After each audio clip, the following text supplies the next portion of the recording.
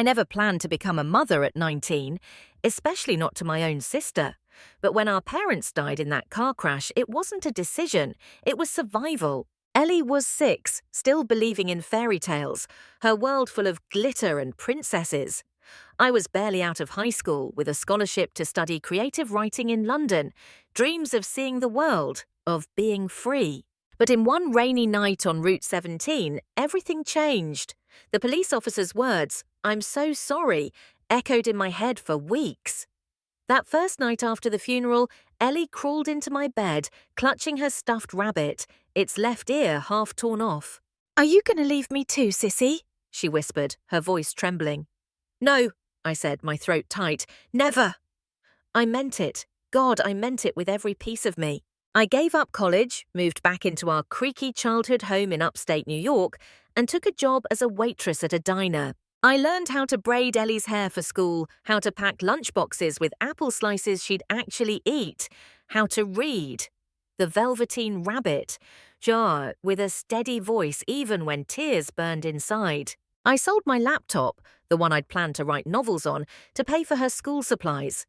She called me Sissy at first. Then, one morning when she was 7, she ran into the kitchen, late for the bus, and yelled, "Mom, where's my backpack?" It slipped out by accident. I froze, coffee mug in hand. I didn't correct her. Neither did she. By the time Ellie was 10, I knew her favourite cereal, Lucky Charms, only the marshmallows, the exact temperature she liked her bathwater, warm, not hot, and how to tell when she was lying about brushing her teeth. She'd avoid eye contact and hum. I worked nights at the diner and mornings at a grocery store to keep us afloat. We weren't rich, but we had each other. By 15, Ellie wanted dance lessons. I gave up weekends, picking up extra shifts to pay for ballet shoes and leotards. She twirled through the living room, her laughter filling the house. I'd watch her, exhausted but proud, thinking, this is worth it. By 18, I'd aged a decade. My 20s were a blur of bills, parent-teacher meetings, and microwave dinners. But Ellie, she bloomed, confident, radiant, with a smile that lit up rooms. Everyone loved her, teachers, friends, even the grumpy cashier at the gas station. She was accepted to a community college, dreaming of becoming a choreographer. I thought we were inseparable. I was wrong. It started small. A missed phone call, a cancelled lunch, a birthday she forgot, not mine, but our mother's. We used to light a candle for Mum every year, but this time Ellie texted, "Sorry, forgot. Busy." Then came the boyfriend, Tyler. He had a smirk I didn't trust, a leather jacket, and a way of looking at Ellie like she was a prize. "He's different," she told me over coffee. "He sees me." "You've always been seen," I said, my voice sharper than I meant. She rolled her eyes. "Not like that, Sissy." It was like she'd outgrown me. Like I was the scaffolding she'd climbed to reach the sky, and now she didn't need it anymore. I told myself it was normal, young adulthood, independence, healthy. Then I found out she was lying. Big lies. The kind that shake everything. It was an accident. Mia, my co-worker at the diner, tagged me in a Facebook post, a photo from a party in Albany 2 hours away. Ellie was there in a tight red dress holding a champagne glass, sitting on the lap of a man who wasn't Tyler. My heart dropped. I clicked through the album, each photo a knife.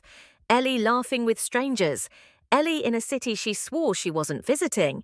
Ellie wearing the silver necklace I gave her for her 18th birthday, the one she told me she'd lost. I didn't confront her right away. Maybe the photos were old, maybe there was an explanation, but deep down, I knew. I texted her, "Everything okay? Haven't heard from you." Hours later, "Busy, sorry, all good." That night, I couldn't sleep. My mind spun, so I did something I hadn't done in years.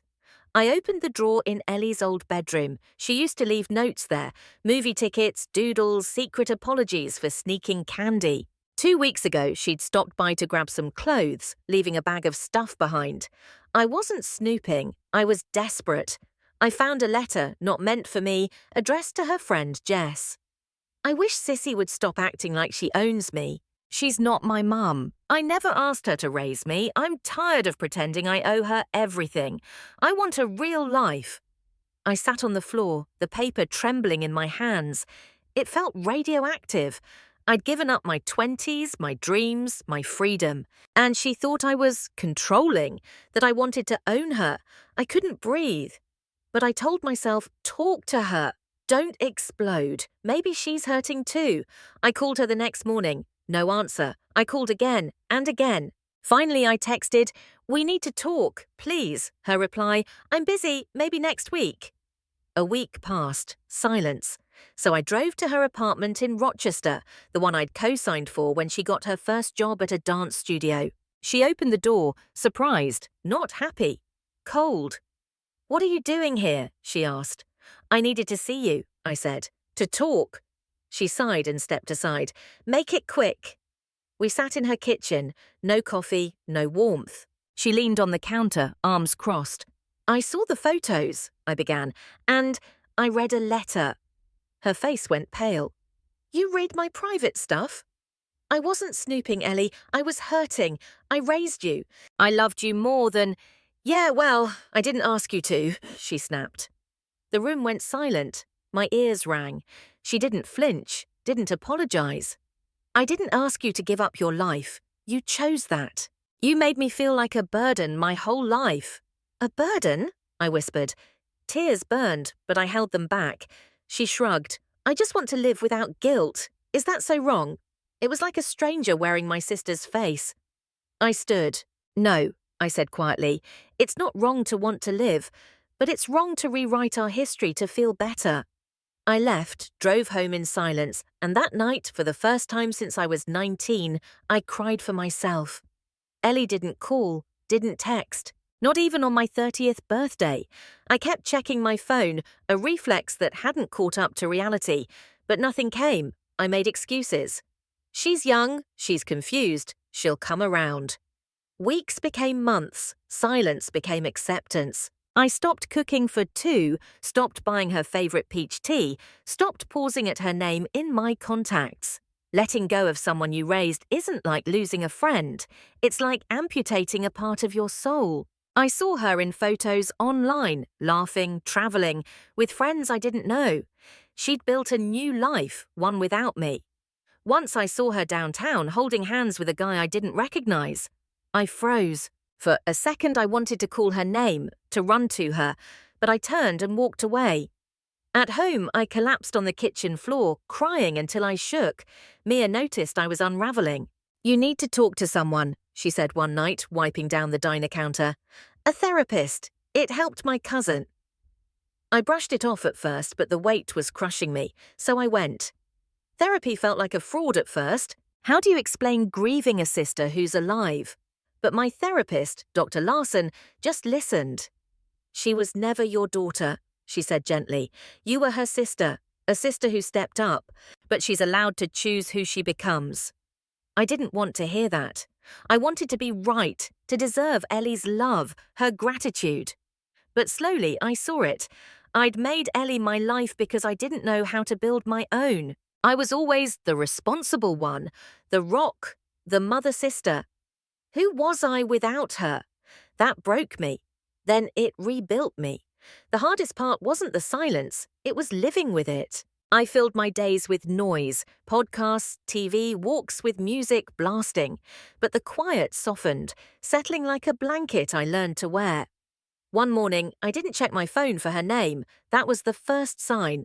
The second came when Mia told her friend, a social worker, about my story. They asked me to speak at a foster care fundraiser. I hesitated. I wasn't a hero. I'd failed. Ellie left me, but Mia said, "You showed up every day. That's not failure." I spoke that night, not with bitterness, but honesty. I told the room that love is messy, that you can give your heart and still lose someone. A young woman, maybe 20, approached me afterward, trembling. "I'm raising my little brother," she said. "Sometimes I hate it. And then I hate myself for hating it." I hugged her. "You're allowed to feel all of it," I said. "It means you care." That was the third sign that my story mattered. Months passed. Seasons changed. Then, one afternoon, a letter arrived. Handwritten, no return address. I knew the handwriting before I opened it.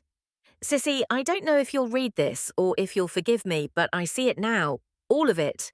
What you did. What you gave. What it cost you. I was angry because I felt trapped by your love, like I'd never be enough to repay you. I pushed you away because I needed to find myself. But I'm not a child anymore. I'm not a daughter. I'm your sister. If you ever want me back, I'm here. Love, Ellie. I cried, but I didn't rush to call. I didn't fall apart. I folded the letter, tucked it into the drawer with her old movie tickets and doodles, and whispered, "Thank you for coming back. But I'm okay either way." Because I was. For the first time in years, I truly was.